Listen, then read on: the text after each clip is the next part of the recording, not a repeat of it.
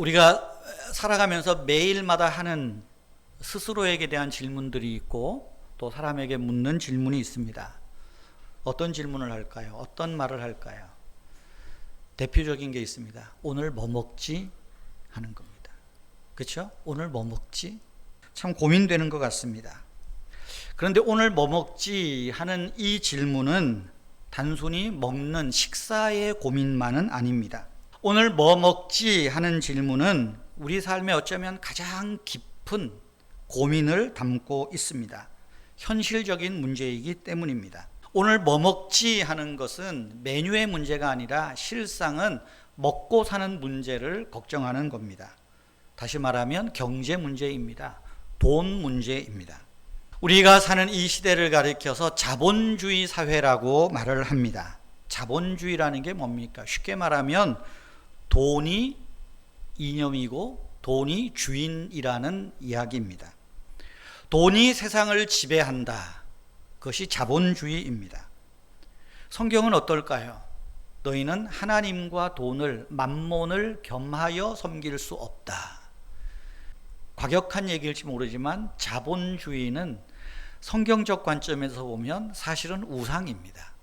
그런데 우리는 이 자본주의에 우상과 겸하여 살고 있습니다. 이 자본주의 속에서 저와 여러분은 어쩌면 우리는 돈에서 자유롭지 못합니다. 돈 그러니까 좀 싸구려 티가 납니까? 그래서 사람들은 경제 그럽니다. 경제 지수 이야기하고.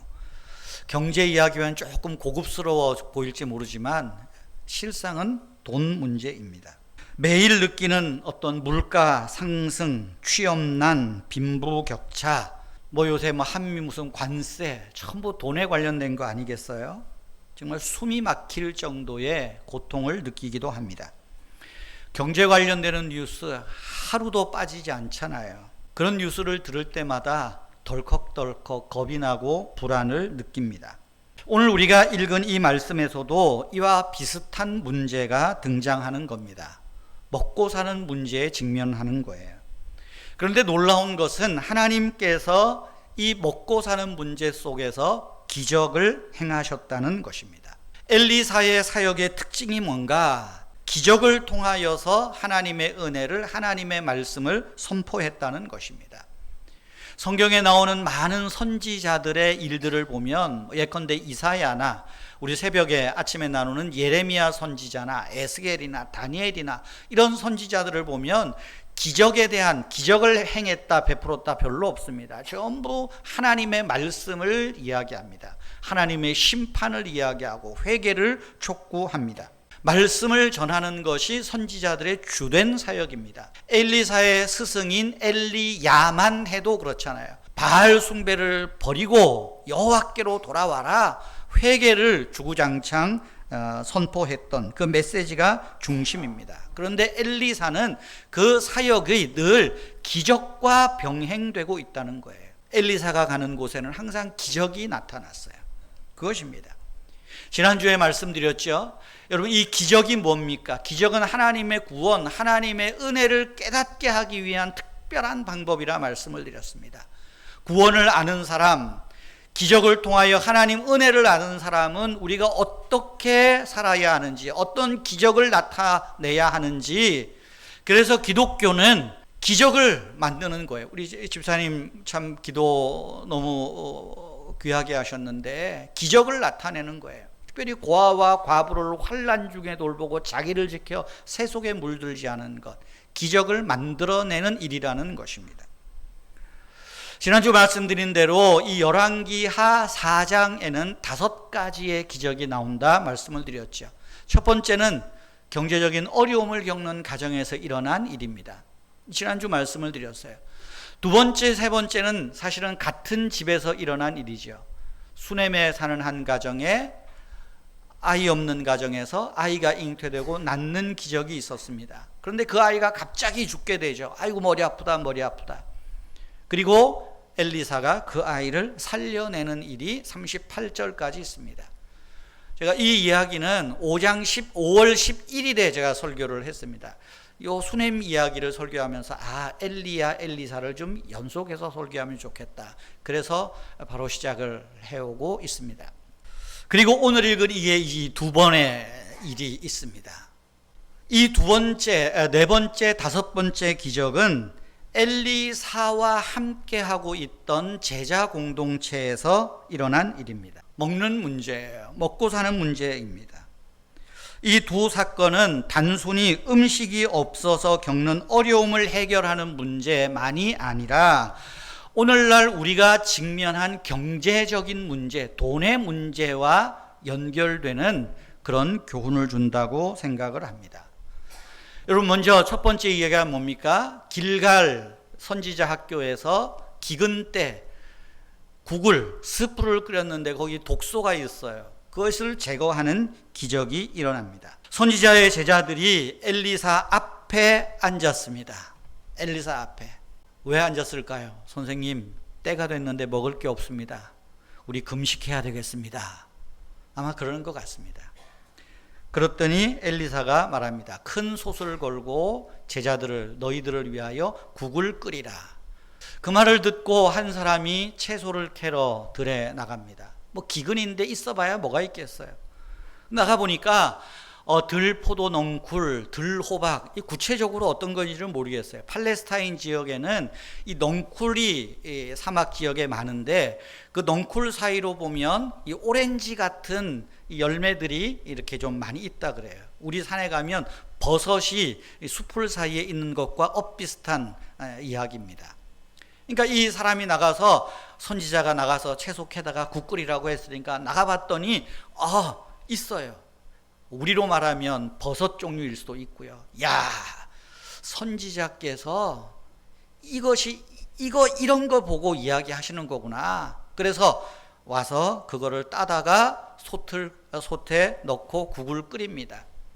근데 이 사람의 맹점이 있습니다. 이 사람은 이것이 독이 있는지 먹을 건지 구분을 못하는 사람이에요. 우리로 말하면 서울 사람이 이게 독버섯인지 먹는 버섯인지 이게 팽이버섯인지 느타리버섯인지 구분도 못하고 이거 먹을만 하구나. 그리고 와서 끓인 거예요. 그런데 어떤 일이 있습니까? 이 국을 떠다가 사람들이 먹고는 팍 뱉고 오바이트하고 구토하고 합니다. 선지자에게 와서 말합니다. 솥에 죽음의 독이 있습니다. 그러자 엘리사가 가루를 가져오라 해서 솥에 던지고, 그랬더니 솥 가운데 독이 없어졌다. 이 가루가 뭔지는 모르겠지만 독을 제거하는 어떤 성분을 넣었던 것 같습니다. 이 사건에서 우리가 생각할 교훈이 있습니다. 어떤 거겠어요? 오늘 우리 경제 문제, 돈 문제와 관련시켜 보면 어떤 겁니까? 잘못된 선택, 나아가서 탐욕은 죽음을 부른다는 거예요.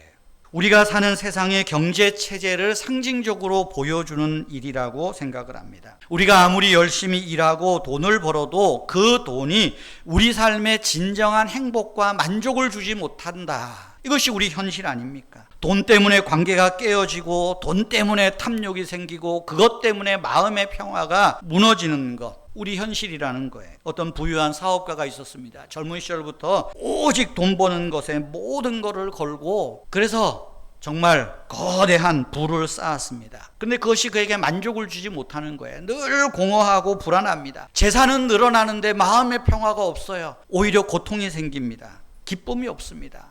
뭡니까? 독이 있다는 거예요. 마치 독이 든 국을 먹은 사람처럼 겉으로는 풍족한지 모르지만 속으로는 죽어가는 것과 같은 겁니다. 여러분, 저는 돈을 좋아합니다. 제가 독 그러니까 저 돈 좋아해요. 저도 돈 많았으면 좋겠고요. 돈은 선한 겁니다. 그런데 돈은 또한 동시에 악한 겁니다. 돈은 좋은 것이지만 그 속에 독이 있다는 걸 알아야 돼요. 여러분, 이 사람의 문제가 뭐예요? 이 사람에게는 뭐가 독인지 뭐가 먹을 만한 건지 구별할 능력이 없다는 거예요. 오늘 우리 현대인들이 그래요. 돈 하는데 여기에서 어떤 것이 유익하고 어떤 것이 독이 들어있는지 이걸 구분 못하는 이 현실이라는 거예요. 우리 삶에도 죽음의 독이 있습니다. 죽음의 국이 있어요. 빚으로 억지로 이어가는 소비들, 다 카드빌 있죠. 뭐 여기저기 여기에 투자하면 돈이 된다.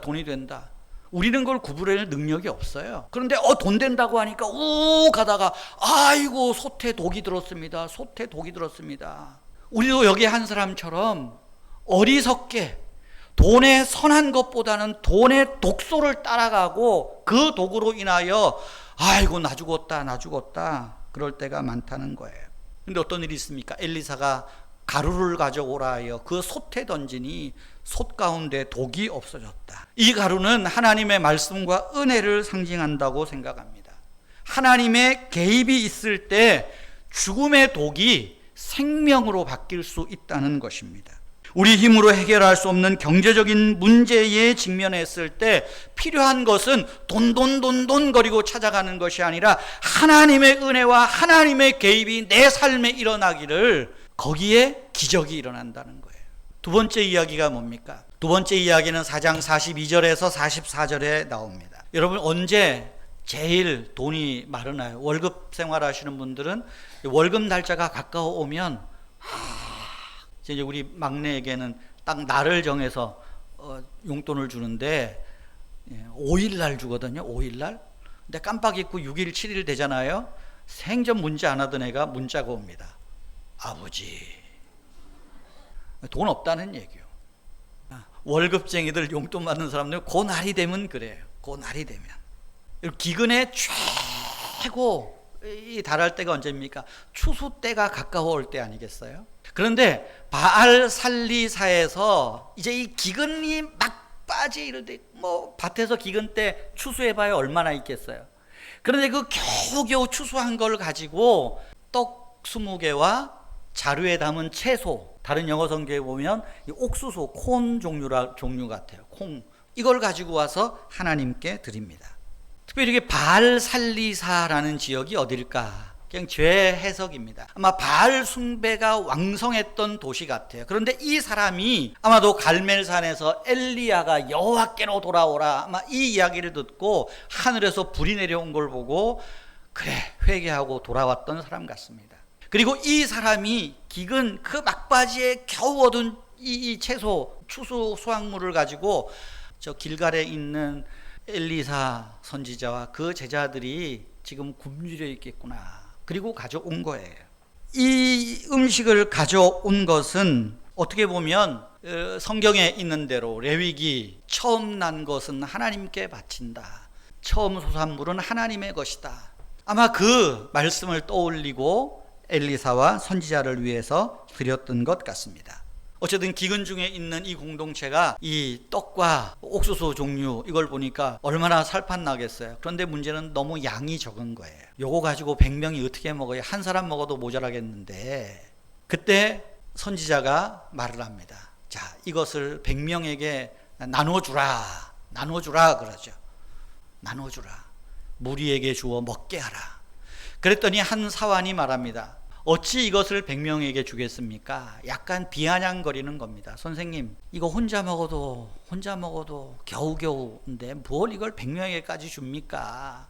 애써 비아냥거리는 투를 좀 감추기 위해서 저 사람이 이거 선지자 엘리사 선생님에게 드린 거니까 선생님 혼자 그저 배부르게 먹고 좀 열심히 기도해 주시라고 그랬을지도 모르겠어요. 그랬더니 엘리사가 뭐라고 해요? 또 이르되 무리에게 주어 먹게 하라. 그러면서 한마디 덧붙입니다. 여호와의 말씀이 그들이 먹고 남으리라. 이건 나 혼자의 게 아니야. 우리 모두의 것이야. 함께 살아야 돼. 함께 먹어야 돼. 여호와의 말씀이 이것 먹고 남을 거라고 하셨어. 그 결과가 어떻게 됩니까? 그가 그들 앞에 주었더니 여호와께서 말씀하신 대로 먹고 남았다. 여기에 하나님 나라의 경제 원리가 있습니다. 이 세상의 경제 원리는 더 많이 소유하는 것, 세상의 경제 원리예요. 더 많이 소유하는 겁니다. 그러나 하나님 나라의 경제 원리는 더 많이 나누는 것입니다. 은혜가 뭐예요? 흘려보내는 거예요. 먹고 남으리라. 오늘 우리가 붙잡을 교훈 아니겠어요? 작은 것이라도 하나님께서 배부르게 하신다는 거예요. 돈이 아니라 하나님을 신뢰하는 믿음, 움켜쥐는 것이 아니라 나눌 수 있는 용기, 이것이 하나님 나라의 법칙이며 우리가 붙잡아야 할 길이라는 거예요. 성도 여러분, 이 말씀 우리 현실 속에서 적용해 보십시다. 물가 오르고 나 혼자 먹고 쓰기도 부족합니다. 그러다 보니까 우리는 끊임없이 돈 거리다가 돌아버리고 있습니다. 소태 독이 든 현실이에요. 그런데 이 독이 든 현실 속에서 우리는 내 경제 문제에, 내 지갑의 문제에 하나님이 개입하시기를 기도해야 된다는 거예요. 하나님이 내 경제 문제에, 내 돈의 문제에 개입하셔서 내가 얻는 것이 아니라 있는 것을 만족히 여기게 하시고 자족할 수 있는 마음을 주시고, 돈에 든 돈 속에 있는 선한 것을 볼 수 있는 지혜를 주십시오. 돈 속에 있는 긍정적인 것, 아름다운 것을 보게 해 주십시오. 돈 안에 있는 독을 볼 수 있는 그런 지혜, 그것이 우리에게 필요한 거예요. 여기 이 사람이 들에 나가서 보니까 들 포도 넝쿨에 들 호박이 있었다. 하나님의 사람이 얘기하는 대로 순종하니까 되구나, 그렇게 보는 게 아니에요. 지혜가 없으니까 이게 독이 들었는지 먹을 만한 건지 모르고 따다가 다 먹게 하잖아요.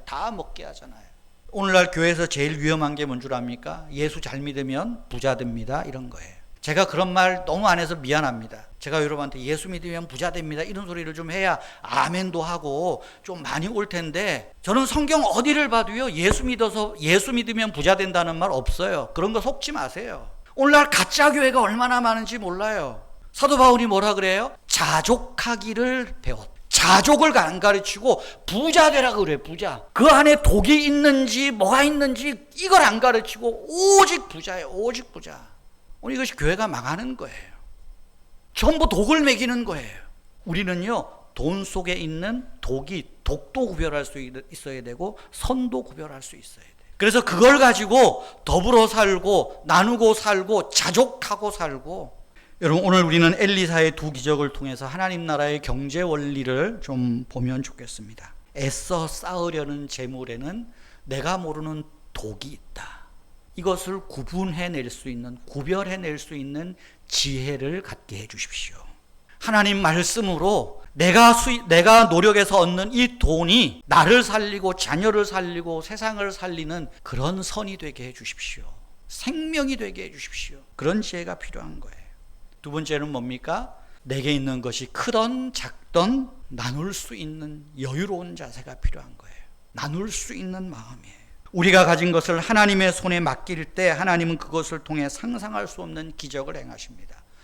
여러분, 하나님께서 우리에게 주시는 것을 선한 일에 나누고 베풀고 이런 모습들이 필요하다는 것 아니겠습니까? 사랑하는 성도 여러분, 우리의 삶을 채우는 것은 경제가 아니고요, 하나님이어야 합니다. 오늘 이 두 가지 기적을 통해서 우리가 하나님께서 우리 삶에 스며드는 이 독소를 제거해 주시고, 뿐만 아니라 하나님께서 내 삶에서 먹고 남았더라, 쓰고 남았더라. 쓰고 남아요. 또 이 쓰고 남는다고 켜켜이 쌓아두려고 하지 말고요, 남은 거 적당히 좀 흘려보내시면서, 여러분, 먹고 남는, 쓰고 남는 하나님의 축복이 저와 여러분 위에, 또 우리 교회 위에 충만하기를 주님의 이름으로 축복합니다.